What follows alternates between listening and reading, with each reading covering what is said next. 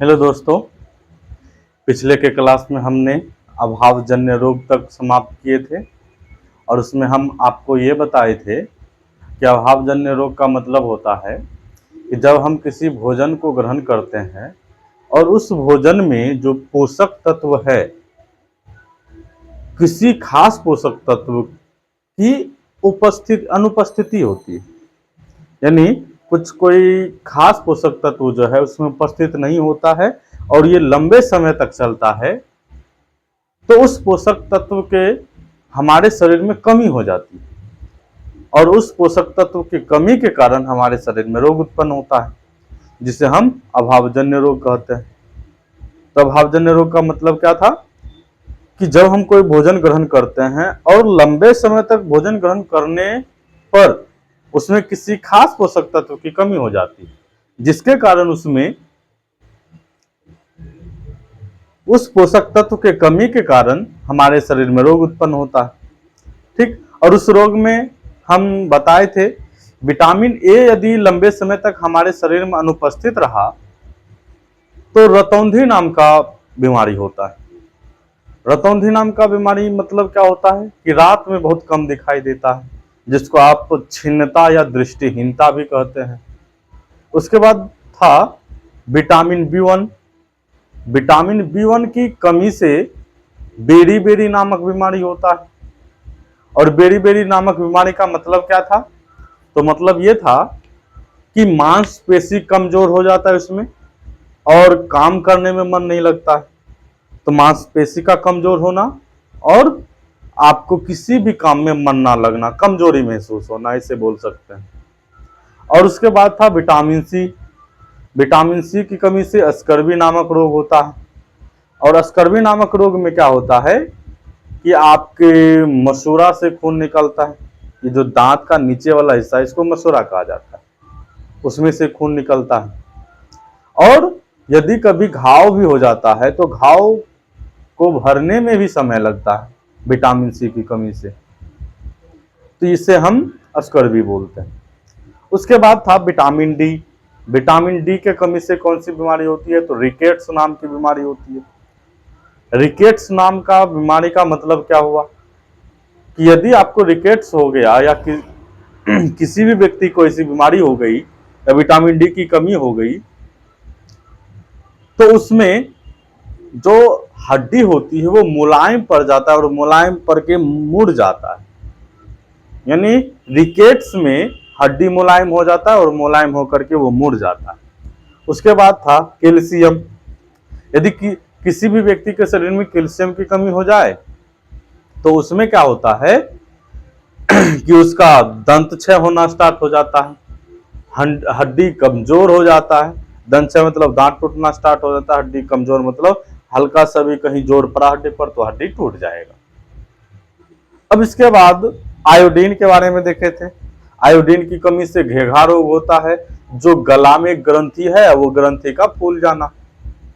तो गला में जो ग्रंथि है उसका वो जो फूल जाता है वो किसकी कमी से फूलता है? तो आयोडीन की कमी से फूलता है और उस रोग को क्या बोलते हैं? घेघा रोग बोलते हैं। फिर उसके बाद था लोहा की कमी। लोहा की कमी से अरक्तता उत्पन्न होती है। अरक्तता मतलब क्या हुआ? अरक्तता मतलब होता है खून की कमी। यानी लोहा नहीं है आपके शरीर में तो खून की कमी हो जाएगा। ठीक, तो यहां तक हम लोग देखे थे। आज के क्लास में आपको संतुलित आहार और उससे आगे का टॉपिक हम कवर करेंगे। तो संतुलित आहार का मतलब क्या है? तो आहार का मतलब होता है भोजन।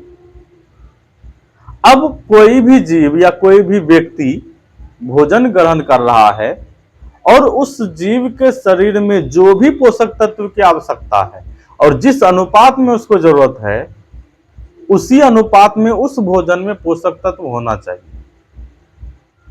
यदि हमें जिस अनुपात में पोषक तत्व की जरूरत है अब भोजन में उतना है ही नहीं तो वो संतुलित आहार नहीं होगा।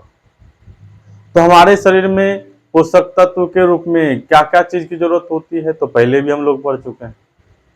कार्बोहाइड्रेट, प्रोटीन, वसा, विटामिन, खनिज, लवण, ये सब का होना जरूरी है।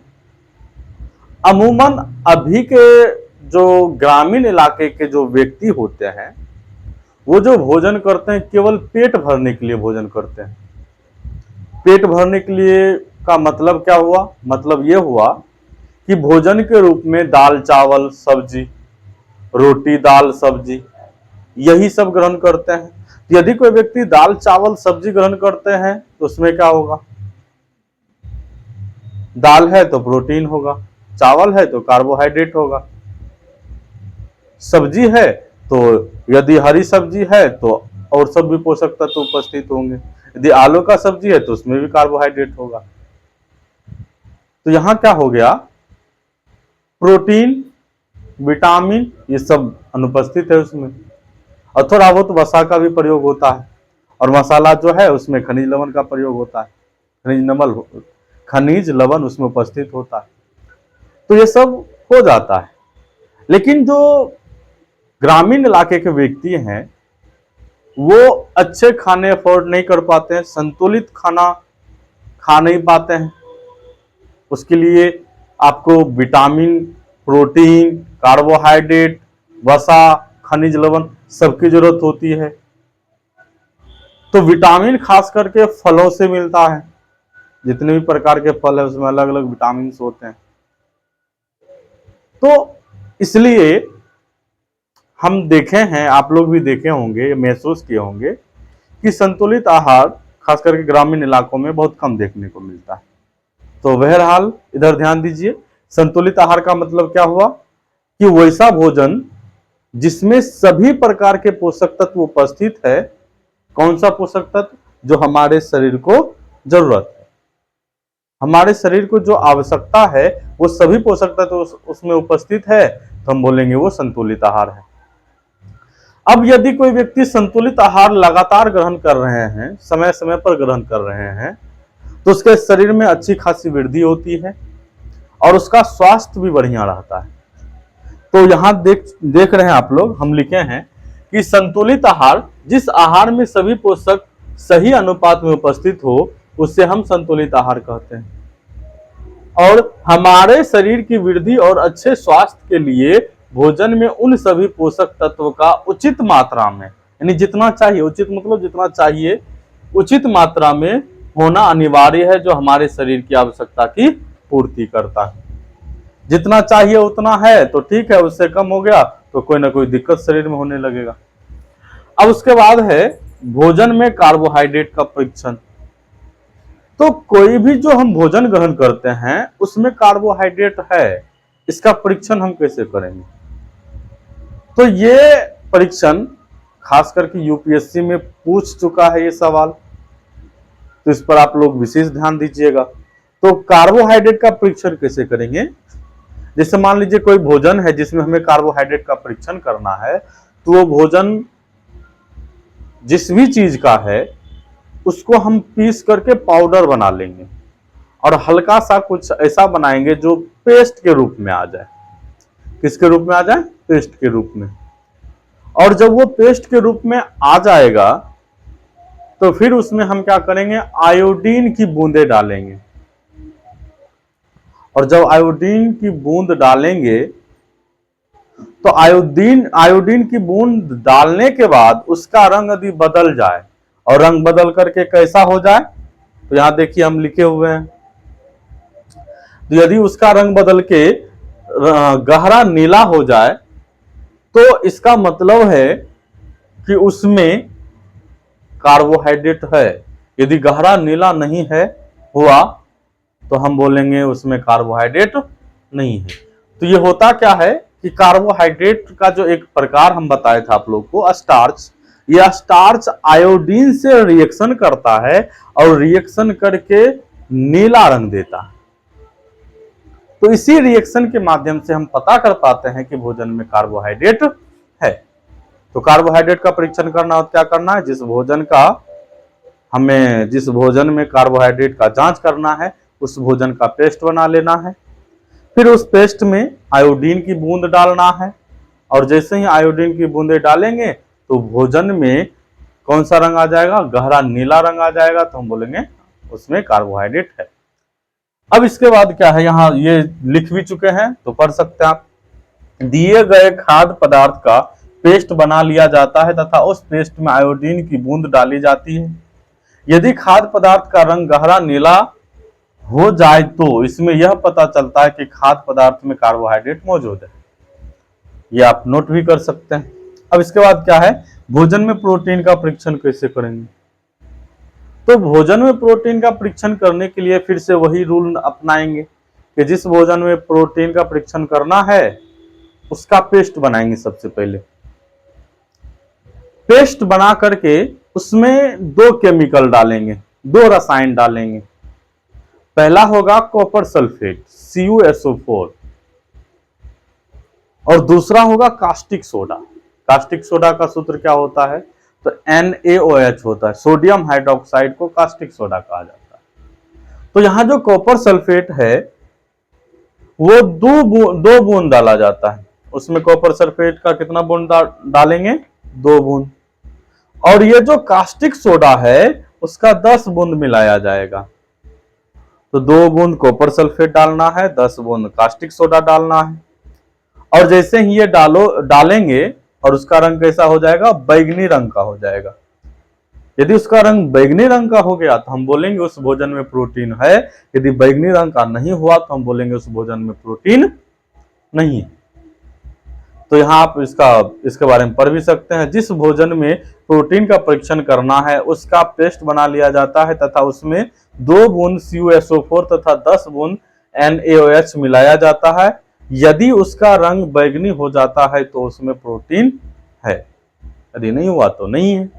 अब इसके बाद है वसा का परीक्षण। वसा का परीक्षण एकदम सिंपल है कि जिस भी भोजन में आपको वसा का परीक्षण करना है उस भोजन को एक कागज में ले लीजिए और कागज में लेकर के रगड़िए। लेकिन इस प्रकार से रगड़ना है कि कागज फटे नहीं, ये ध्यान देना। और कागज नहीं फटे उसके बाद उसको रगड़िए, फटने नहीं देना है। रगड़ करके फिर उसको किसी रोशनी की सहायता से देखना है, रोशनी में देखना है। तो जब किसी प्रकाश में देखेंगे उसको तो उसमें कुछ धब्बा नजर आएगा।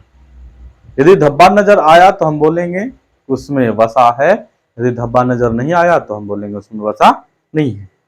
तो यहां देखिए लिख चुके हैं, भोजन को एक कागज में लपेटकर मसला जाता है। यह सावधानी रखनी है कि कागज फटे नहीं। इसके बाद कागज को फैलाकर रोशनी में देखा जाता है। यदि कागज पर धुंधले धब्बे दिखाई देते हैं तो वसा है। अब इसी के साथ आपका जो दूसरा चैप्टर था वो समाप्त होता है। अब तीसरा चैप्टर क्लास 6 का साइंस NCERT। तीसरा चैप्टर का नाम क्या है, तो तीसरा चैप्टर का नाम है तंतु से वस्त्र तक। यानी इस चैप्टर में आपको तंतु क्या होता है ये समझना है, तंतु कहां से मिलता है ये समझना है, और तंतु से क्या चीज का निर्माण होता है वो समझना है। तो तंतु से वस्त्र का निर्माण होता है, इसीलिए यहाँ क्या लिखा हुआ है, तंतु से वस्त्र तक। तो यदि हम तंतु का मतलब समझाना चाहे तो हम सिंपल सा समझाएंगे। आप जो रस्सी देख रहे हो वही तंतु है। यानी जो रस्सी नुमा संरचना है, धागे नुमा संरचना है, एक लड़ी के रूप में फैला हुआ है, लगातार है, तो उसे हम तंतु का नाम देते हैं। किसका नाम देते हैं, तंतु का। तो देख सकते हैं यहाँ लिखा हुआ है, जो पदार्थ पतली, यानी पतली होना चाहिए, रस्सी पतली होती है, जो पदार्थ पतली लगातार लड़ी के रूप में रहती है उसे हम क्या बोलते हैं, तंतु कहते हैं। और ये तंतु 2 प्रकार का होता है। तंतु कितने प्रकार का होता है, 2 प्रकार का। पहला है प्राकृतिक तंतु, दूसरा है संश्लेषित तंतु। और प्राकृतिक तंतु का मतलब क्या होगा, वैसा तंतु जो हमें पेड़ पौधा और जंतु से मिलता है, प्राकृतिक तंतु कहलाएगा। और संश्लेषित तंतु क्या होगा, जो मानव द्वारा तंतु बनाया जाता है उसे हम क्या बोलेंगे, संश्लेषित तंतु। तो वो भी आगे देखेंगे। तो पहले ये देख लीजिए, लिखा हुआ है, जो तंतु पौधे या जंतुओं से मिलता है प्राकृतिक तंतु कहलाता है। कौन कौन सा तंतु हमें पौधे और जंतुओं से मिलता है, तो रुई मिलता है, जूट मिलता है, रेशम मिलता है और ऊन मिलता है। ये सब किस चीज से मिलता है वो भी हम आगे देखेंगे कि रुई कहाँ से मिलता है हमें, जूट कहाँ से मिलता है, रेशम कहाँ से मिलता है, ऊन कहाँ से मिलता है, ये सब भी हम आगे देखने वाले हैं। अब ये जो प्राकृतिक तंतु है इसे भी दो भागों में बांटा जाता है।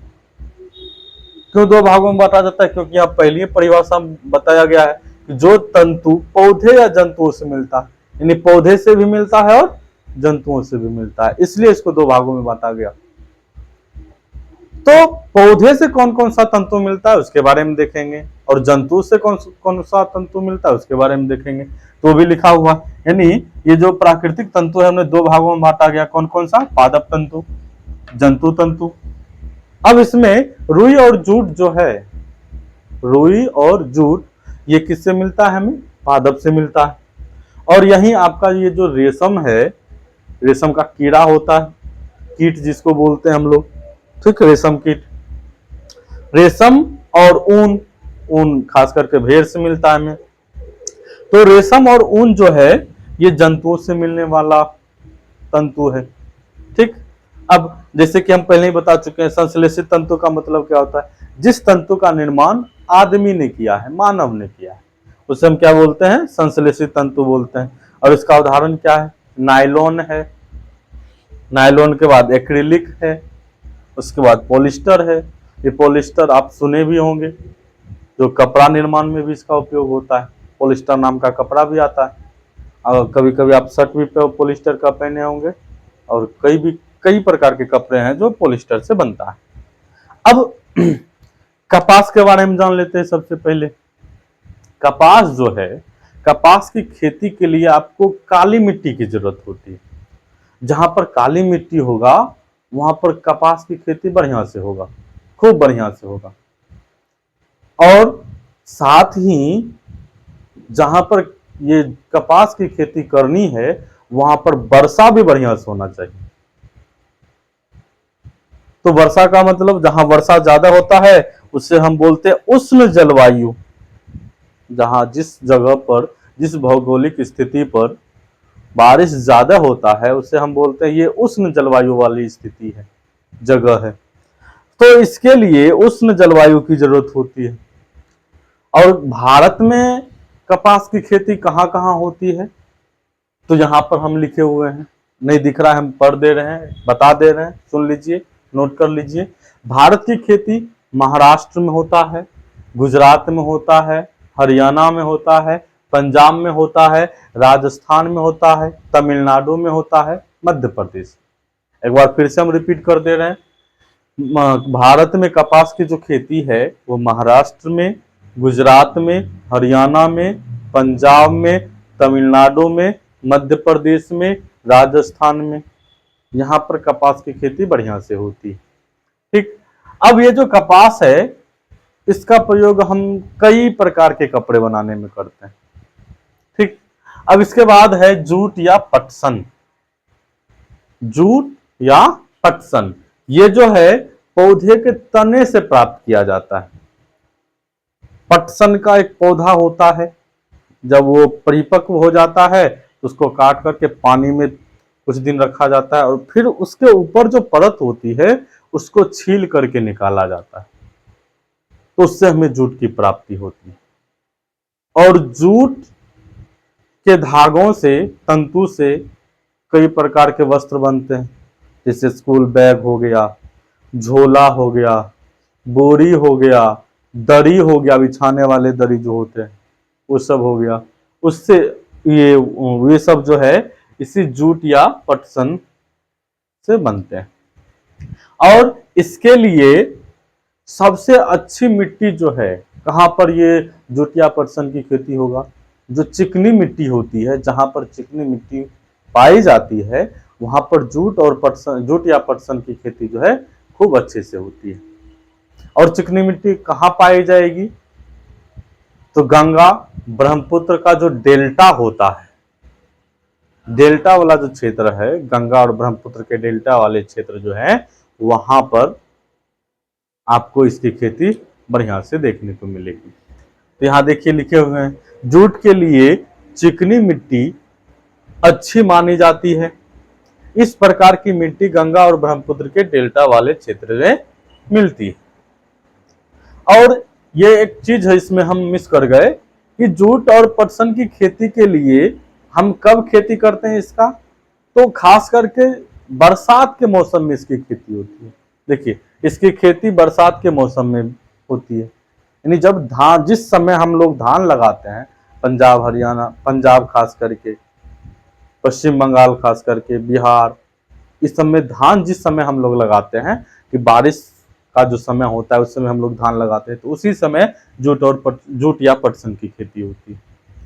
अब भारत में जूट की खेती मुख्य रूप से कहाँ कहाँ होता है, तो पश्चिम बंगाल में होता है, बिहार में होता है, असम में होता है।